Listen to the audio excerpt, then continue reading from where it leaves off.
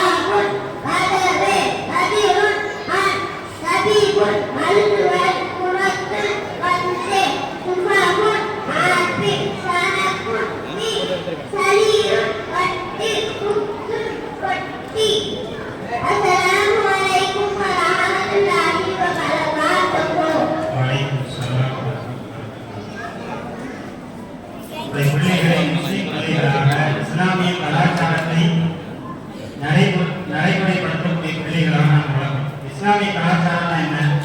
சாப்பிடும்போது அவன் என்ன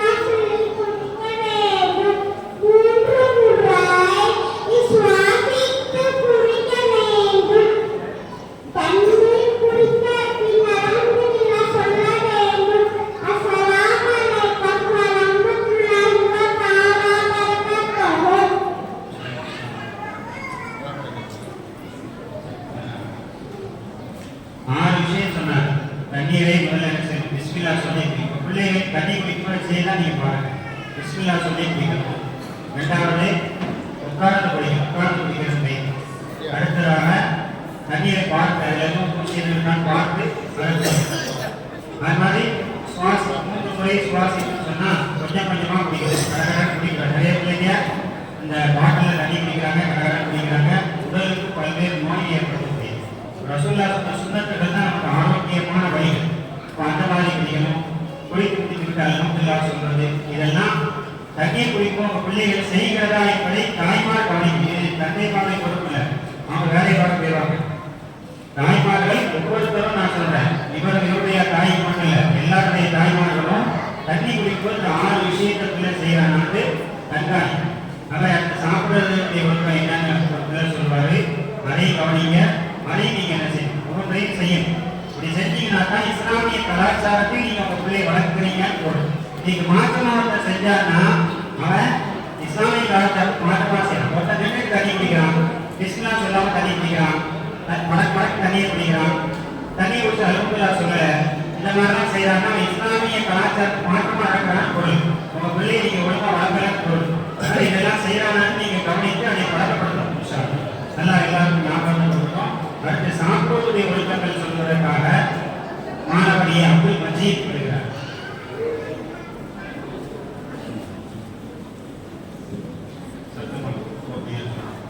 Bismillahirrahmanirrahim. Idza jaa nasrullahi wal fath wa ra'aitan nasa yadkhuluna fi dinillahi afwaja fasabbih bihamdi rabbika wastaghfirhu innahu kana tawwaba. Assalamualaikum warahmatullahi wabarakatuh. சாப்பிடுவது கொடுக்காமல் 11 சாப்பிடுவதற்கு முன்பு 2 கைகளும் கழுவி வாய் கொப்பளிக்க வேண்டும். 2 சுப்ரவிற்பனை கழுவி விரித்து உணவை வடிக்க வேண்டும். 3 பிஸ்மில்லாஹி வாலா பரமத்துல்லாஹி என்று சொல்லி வளர்க்கிறார் உணவை உண்ண வேண்டும். 4 நமக்கு முன்னால் உள்ள உணவை கொஞ்சம் கொஞ்சமாக உண்ண வேண்டும். 5 நாம் உண்ணும் உணவை குறை கூடாமல் இருக்க வேண்டும். 6 உணவை மேஜை மீது வைக்கும் போது நிலையும் போது சாய்ந்த நிலை அல்லது பருத்த நிலையும் போது சுண்ணத்திற்கு மாற்றாகும். 7 ஈரர்களுக்கும் பருப்புகளை இடது கையில் கல்மா விரல் பெருவெல்லாம் எடுத்து சுத்தம் செய்து வலது கையால் சாப்பிட வேண்டும். 7 8 இலைகளை நன்றாக சூப்பி தட்டை வடித்து சாப்பிட வேண்டும். 9 சாப்பிடவும் தலையும் கால்களையும் மறைந்து சுண்ணத்தான முறையில் சாப்பிட வேண்டும். 10 உணவினால் ஏற்படும் சக்தியாய் அல்லாஹ்வின் மனத வழிபாட்டு செயல்களை நினைவு செய்து கொள்ள வேண்டும். 11 உண்ணும் போது இடையை தண்ணீர் குடிப்பது நல்லதில்லை. தேவைப்பட்டால் இடது கையால் எடுத்து வலது கையில் இந்த கையில் வைத்து குடிக்க வேண்டும்.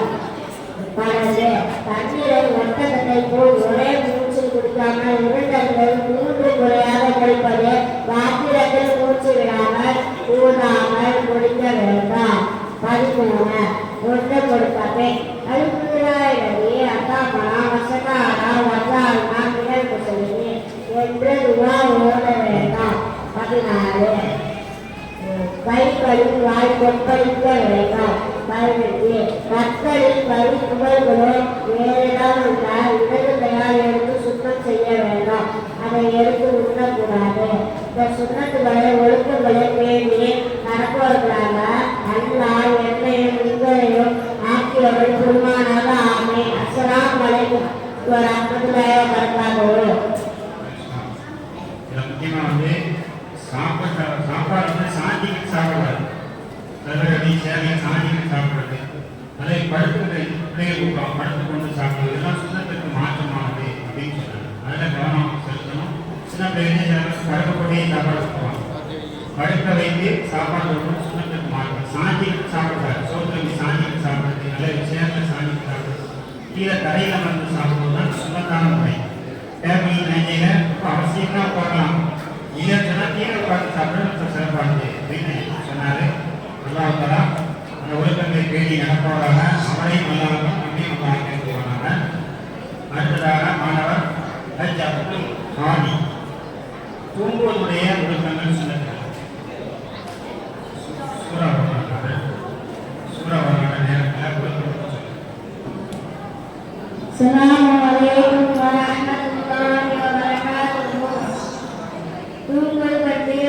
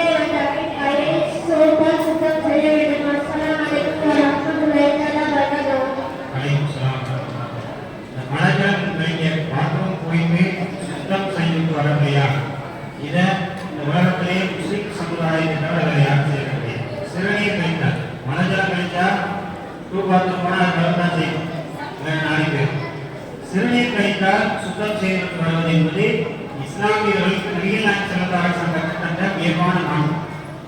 இதை அதில் குறிப்பாக உட்கார்ந்து கொண்டு சமயம் கழிக்கும் பெண் பிள்ளைகளுக்கு பழகிப்பாங்க. ஆனால் ஆண் பிள்ளைகளுக்கு பழக மாட்டாங்க. அவருக்கு அதை பழக்கப்படுத்தி கொடுப்பது தாய்மாருடைய முக்கியமான கடமையாகும். சிறு வயசுலேயே எப்படி உட்கார்ந்து சமயம் கழிக்க வேண்டும் என்பதை அந்த பிள்ளைக்கு சொல்லிக் கொடுக்கணும். அதை சொல்லிக் கொடுக்காதனால இன்னைக்கு நம்ம பார்க்குறோம், வளர்த்து சொல்லுவாங்க, நம்ம ஊரில் பாஷையில் சொல்லுவாங்க, மாடு இருக்காங்க. அந்த மாதிரி வளர்த்த ஆளுங்க, முஸ்லீமான ஆளுங்க ரோட்டில் தெருவில் உட்காந்து என்ன செய்கிறாங்க, சிறுநீர் கழிக்கிறாங்க. பெண்கள் போட பாதையை கூட அந்த அறிவு கூட இல்லாம உட்காந்துட்டு என்ன செய்யறாங்கன்னு சொன்னா சிறுநீர் கழிக்காம நின்று ஒன்று சிறுநீர் கழிக்க பார்க்கணும். என்னன்னா யாருடைய தப்பு, அவருடைய தாய்மார் சொல்லி கொடுக்குறாங்க காரணமா நீங்க அப்படி செய்யறாங்க.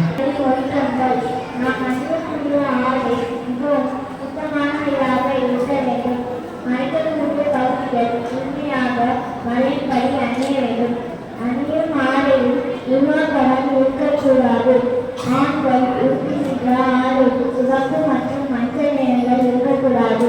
அரைக்கை சட்டை போட்டு செல்வது மக்களும் வேஷ்டி பேனாக்களுக்கு பிரகாரத்து மீது இருக்கக்கூடாது. கருத்தை கொடுத்து கீழே ஆடை செல்லக்கூடாது.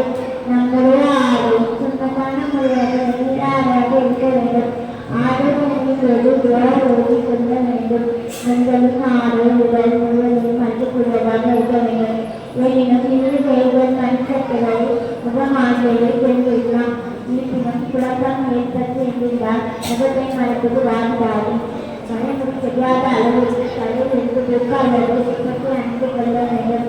ஆடை அணிந்தது ஓடுகிறா அங்கிலா என்பது கசாணி ஆதார் வர்க்க தண்ணி மின்கழி மிஞ்சி வளாக்குவர். இந்த ஆடையை என் தண்ணியை தந்த அல்வாவுக்கு பாய்ந்தது.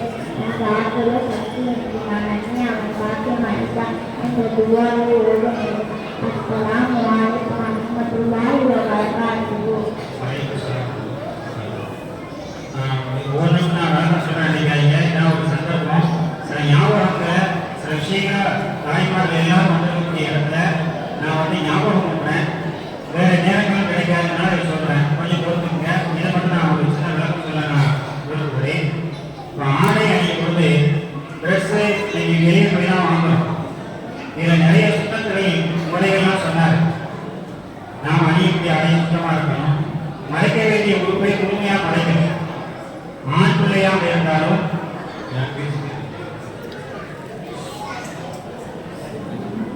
ஏன் கூட்டம் உட்காந்துருக்கீங்க?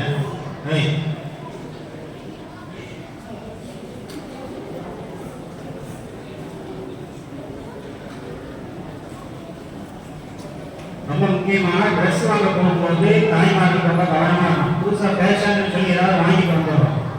மறைக்க வேண்டிய உறுப்புகளை மறைக்கிற மாதிரியா இருக்கும். சிலர் போடுற ட்ரெஸ்ஸு தொப்புளுக்கு மேலே ஏறி ஆம்பளை பைக்கு போடுற ட்ரெஸ், அந்த மாதிரி பேண்ட் எல்லாம் இடுப்புக்கு கீழே இறங்குற மாதிரியான பேண்ட் வாங்கிடுறாங்க. அதனால சைடா சைடு பார்த்தீங்கன்னா பின்பக்கமெல்லாம் இறங்கி முழுமையாக அவனுடைய உடல் மறைகிறது கிடையாது. ட்ரௌசர் போட்டு ஒரு வயசுக்கு பிறகு பிள்ளைகளை வெளியே அனுப்பக்கூடாது. நிறைய விளையாடக்கூடாதுன்னு எம் முஸ்லிம் இஸ்மாயில் அவர்கள் பேசுவதுடைய ஒழுக்கம். பேசுறாங்க, எதை கவனித்து எப்படி பேசணும் அப்படிங்கிறது பேசுனீங்கன்னா நான் சொல்ல வேண்டியது.